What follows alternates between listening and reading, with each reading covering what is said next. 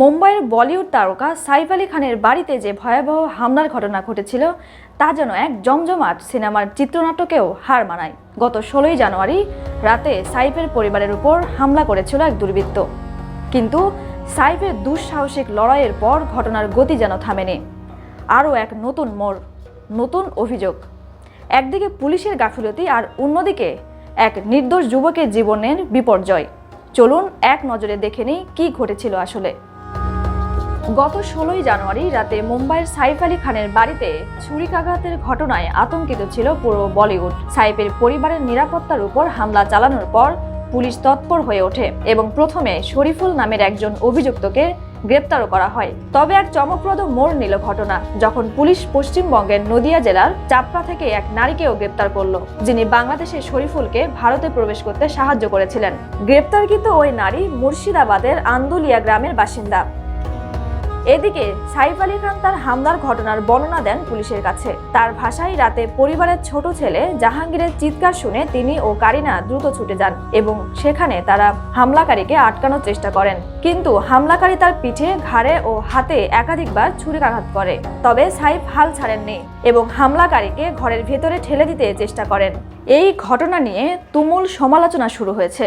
কিন্তু প্রশ্ন হচ্ছে, ঘটনার রাতে আসলে কি হয়েছিল একমাত্র সাইফ আলী খানই জানেন। কিন্তু ঘটনা যে আরও চাঞ্চল্যকর হতে চলেছে তা নিশ্চিত। এদিকে হামলার পর পুলিশ একেবারে ভুলভাবে 31 বছর বয়সী আকাশ কৈলাস কানোজিয়া নামের এক যুবককে গ্রেপ্তার করে। তিনি এক রেলওয়ে কর্মী এবং সন্দেহভাজন হিসেবে তার ছবি সংবাদ মাধ্যমে প্রকাশিত হয়। এর ফলে তার বিয়ে ভেঙে যায়, চাকরি হারান এবং পারিবারিক জীবনেও বিপর্যয় নেমে আসে। আকাশ কৈলাস জানান, তিনি বলেছিলেন যে সাইফের উপর হামলার সঙ্গে তার কোনো সম্পর্ক নেই। পুলিশ তার কথা শোনেননি, বরং তার ছবি সংবাদ মাধ্যমে প্রচার করেছিল, যা তার জীবনে মহা বিপর্যয় সৃষ্টি করেছে। অবশেষে 18ই জানুয়ারি পুলিশ শরীফুল ইসলাম শেহজাদকে গ্রেপ্তার করার পর আকাশকে ছাড়া হয়। কিন্তু এরপরেই তার পরিবার এবং সামাজিক জীবনে একেবারেই ক্ষতিগ্রস্ত হয়ে পড়ে।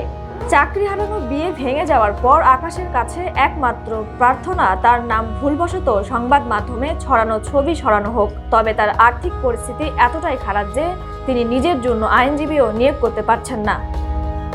এই ঘটনায় আমাদের শেখায় যে একদিকে প্রযুক্তি ও তথ্যের দ্রুত প্রবাহ, অন্যদিকে পুলিশের গাফিলতি, সোশ্যাল মিডিয়া, সংবাদ মাধ্যমের অপরিপক্ক প্রচারের কারণে অনেক নির্দোষ মানুষও নিঃস্ব হয়ে যেতে পারে।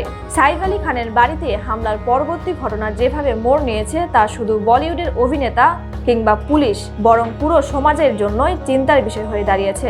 এবার প্রশ্ন, এই ঘটনার আসল রহস্য কি? আমরা কখনো জানতে পারবো? এবং এই ভুল শনাক্তের দায় কে নেবে?